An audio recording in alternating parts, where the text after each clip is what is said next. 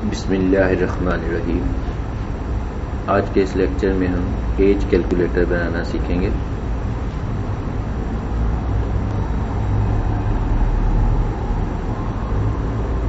सीखने से पहले हम देखते हैं कि एज कैलकुलेटर किस तरह काम कर रहा है। एज कैलकुलेटर बनाने के लिए आपको एक छोटी सी स्टेटमेंट बनानी पड़ेगी, जिसके अंदर एक कॉलम में आप अपनी बर्थडे लिखें, डेट ऑफ बर्थ लिखें, यानी जिस तारीख को आप पैदा हुए थे वो वाली डेट टाइप करनी है आपने। दूसरे कॉलम में आपने करंट डेट लिखनी है। करंट डेट से मुराद है कि जिस दिन भी आप कंप्यूटर ओपन करें और माइक्रोसॉफ्ट एक्सेल खोलें, उसमें उसी दिन की तारीख आ रही हो। अगले कॉलम में हमें एज मिल जाएगी, उससे अगले कॉलम में हमें मिल जाएंगे मंथ्स, रिमेनिंग मंथ्स, यानी इतने साल और इतने माह, और उसके बाद इतने साल, इतने माह और इतने दिन। और अगर आप इसे इकट्ठा शो करना चाहें तो इस कॉलम में हमने इसे इकट्ठा भी शो किया हुआ है, ये सब सीखेंगे हम। और अगर आप ये भी चेक करना चाहें कि जिस दिन आप पैदा हुए थे तो डे ऑफ वीक कौन सा था, यहाँ पर अगर हम देखें तो हमें डे ऑफ वीक वेडनेसडे मिल रहा है। ये वो काम है जो भी हम सीखने जा रहे हैं।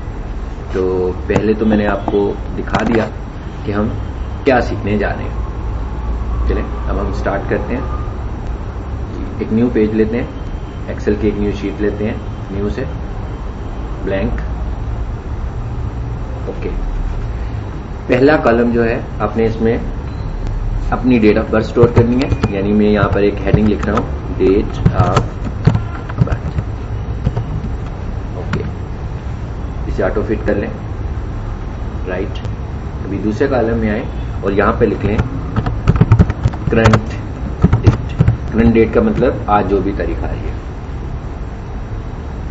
और तीसरे कॉलम में हमारे पास आ जाएंगे ईयर्स। ईयर से मुराद है कि कितने साल एज हो चुकी है।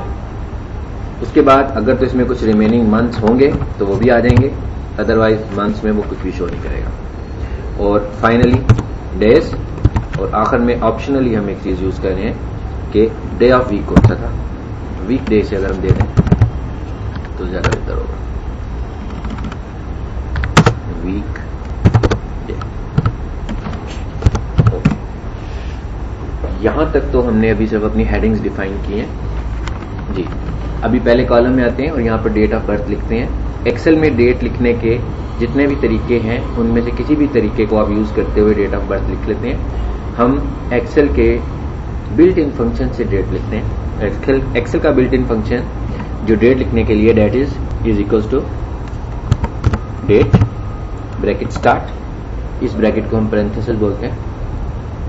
हिंट हमें मिल रहा है, पहले साल लिखिए 1971, कॉमा, फिर मंथ लिखिए 7 यानी जुलाई, एंड डे इज 28। इसमें हमने एक डेट स्टोर कर दिया। सपोज कर रहे हैं कि ये डेट ऑफ बर्थ है। Let's move to the next column, current date. अभी करंट डेट निकालने का क्या तरीका है? एक तरीका तो यही है कि हम इसी फंक्शन को यूज करें, लेकिन वो तो आज की तारीख होगी। अगर हम आफ्टर अ वीक अपनी इस फाइल को खोलें तो वो तो पुरानी डेट शो कर रहा होगा। एक्सेल ने हमें करंट डेट लेने के लिए एक फंक्शन दिया हुआ है, बड़ा आसान सा फंक्शन है, today bracket start bracket close. अगर आप एक्सेल में वेरिएबल करंट डेट लेना चाहते हैं, मींस अगर हम आज देखें तो आज की डेट आ रही हो, आफ्टर 10 डेज देखें तो आफ्टर 10 डेज की डेट आ रही हो, तो टुडे का फंक्शन यूज कीजिए। डेट आ गई। ओके, अब हम इंपॉर्टेंट काम करने लगे हैं और सबसे पहले ईयर्स कैलकुलेट करेंगे। Is equals to dated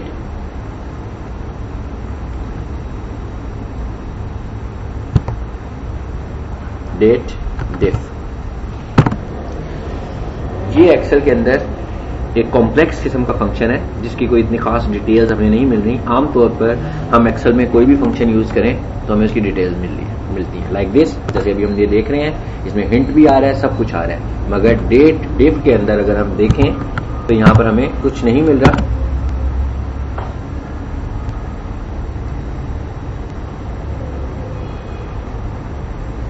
ji, date डिफ में आए हम, B2 comma A2, let's see what happened, comma और डबल कोट्स में लगा दो y। चाहे आप स्मॉल लेटर्स में y लिखो या y में कैपिटल लेटर में, ब्रैकेट क्लोज्ड। इसमें थोड़ा सा हमारा मिस्टेक हुआ, इस मिस्टेक को भी हम करेक्ट करते हैं। यूं करते हैं हम, पहले अपनी डेट ऑफ बर्थ लिख दो, इसमें करंट डेट लिखो और फिर इसमें पहले इसमें करंट डेट लिखिए। करंट डेट कहां पे आ रही थी, बी। अब यूं करिए, इसको ए कर दिए, अपनी डेट ऑफ बर्थ लिखिए और फिर करंट कर दीजिए इसको। ओह गुड जी, देखा आपने, इसने हमें साल निकाल कर दे दिया। अगर हम इस फंक्शन को समझने की कोशिश करें कि फंक्शन किस तरह काम कर रहा है, इसमें हमने अपनी डेट ऑफ बर्थ लिखी, डेट ऑफ बर्थ का कॉलम था A2, करंट डेट का कॉलम था B2 और डबल कोट्स में अगर हम सिर्फ y लिखेंगे तो ये हमें रिटर्न करेगा सिर्फ एज इन ईयर्स। लेकिन अगर हम देखें तो इस एज में ईयर्स भी शामिल होंगे, कुछ मंथ्स भी शामिल होंगे और कुछ डेज भी शामिल होंगे। अभी हम इन सब चीजों को सेपरेट ले रहे हैं। Okay, now move to the months column. अब हम मंथ्स में आ गए। अब हमने क्या निकालना है, मंथ्स निकालने हैं। फंक्शन में कोई इतनी खास चेंज नहीं आएगी, दोबारा से उसी फंक्शन को रिपीट करें, डेट डिफ लिखें, ब्रैकेट स्टार्ट करें, वही तरीकाकार बिल्कुल यूज करें, date of birth comma current date comma. अभी हम क्या निकाल रहे हैं, मंथ। ओके, मंथ्स के लिए आपको सिर्फ m की बजाय आपको y और m दोनों लिखना पड़ेगा। जब हम साल निकाल रहे थे तो हमने सिर्फ y लिखा था, जब हमने मंथ्स निकालने हैं तो हमें y भी लिखना है और m भी, क्योंकि हम उसे बता रहे हैं कि मंथ्स साल में से निकालो, तो साल का भी रेफरेंस उसे दिया जा रहा है। ब्रैकेट क्लोज कीजिए और एंटर कर दीजिए। गुड, उसने बताया 11 मंथ्स, 40 इयर्स और 11 मंथ्स के हो चुके हैं। अभी इसमें कुछ डेज बच गए। ओके, अभी इसमें कुछ डेज रहते हैं। अभी हम देख रहे हैं कि 40 साल 11 माह और कितने दिन। फिर बहुत ही आसान काम है ये, दोबारा से सारा काम वही रिपीट कीजिए, डेट डिफ ब्रैकेट स्टार्ट कीजिए, फिर से उसको अपनी डेट ऑफ बर्थ दीजिए, उसको करंट डेट दीजिए। फिर जब हम डेज निकाल रहे हैं तो डेज निकालने के लिए हमें y का रेफरेंस भी देना पड़ेगा, यानी ईयर, मंथ और डे, या डबल कोट्स y m और d और डबल कोट्स क्लोज। एंटर कीजिए। थोड़ा सा कहीं पे मिस्टेक हुई है, हमसे चेक करें जरा।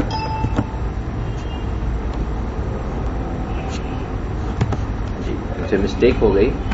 एक छोटी सी इस फंक्शन को एडिट करते हैं। गुड, हमें एडिट करने का भी पता लगेगा। F2 कीजिए, थोड़ा सा इसको एडिट कीजिए।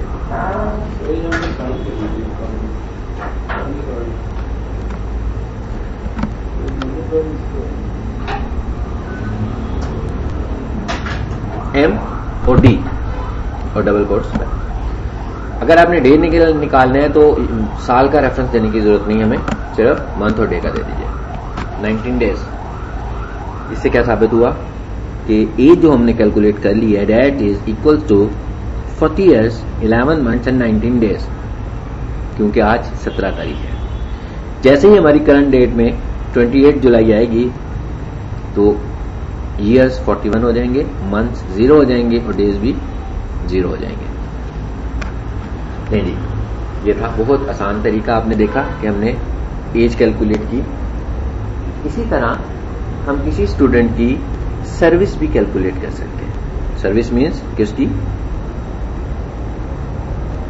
सर्विस कितने साल हो चुकी है। ओके, एक चीज और आसान सी चीज हम इसमें और निकालना चाहते हैं, हफ्ते का दिन कौन सा है।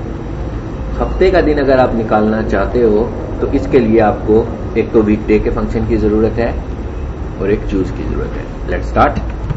चूज, ये चूज एक फंक्शन है जो कि लिस्ट में से स्पेसिफिक नंबर के आइटम को चूज करता है। हम इसे बोल रहे हैं चूज करो। क्या चूज करो, वीकडे चूज करो, कहां से चूज करो वीकडे?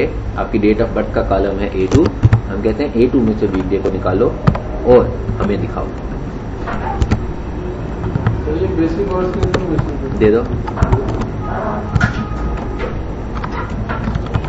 ये मैं हफ्ते के दिन सारे टाइप कर रहा हूं।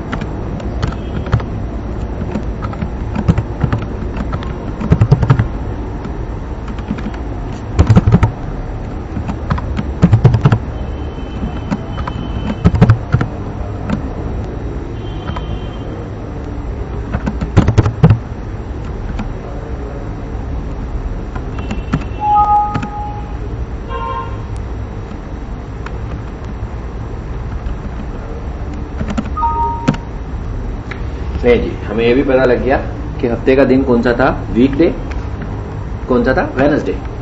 अब अगर हम चाहें कि ये जो एज है इसको एक ही कॉलम में डिस्प्ले कर लें, ये भी बड़ा आसान तरीका है।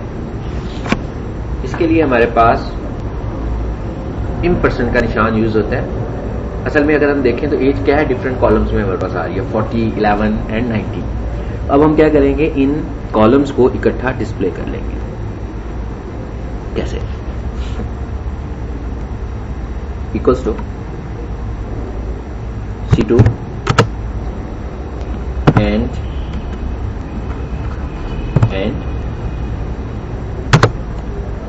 D2 and D2। 40 years, 11 months and 19 days। Don't worry, कुछ समझ नहीं आ रही, इसमें स्पेसिंग होनी चाहिए। इसको अगर हम और आसान करना चाहते हैं तो हम बीच में यूं लिख लेते हैं, लाइक दिस, years। एक एंड और लगा दें और इसके बाद लगाते हैं जनाब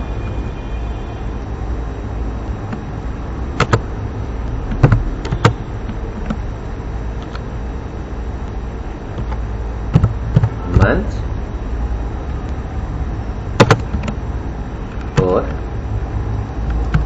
इसके बाद लगा दीजिए डेज। ठीक हो गया।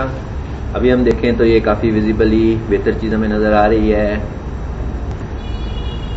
जी। यहां पर हमने डेट ऑफ बर्थ लिखी, यहां पर हमने यहां पे क्या किया, हमने करंट डेट लिया, यहां पे साल कैलकुलेट किए यूजिंग फॉर्मूला डेट डेट। यहां पर हमने मंथ्स कैलकुलेट किए यूजिंग फॉर्मूला, यहां पर हमने डेज कैलकुलेट किए, यहां वीक डे, और यहां पर हमने इन सबको इकट्ठा डिस्प्ले करा दिया यूजिंग %।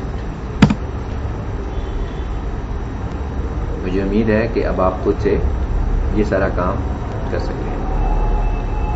जज़ाकल्लाह।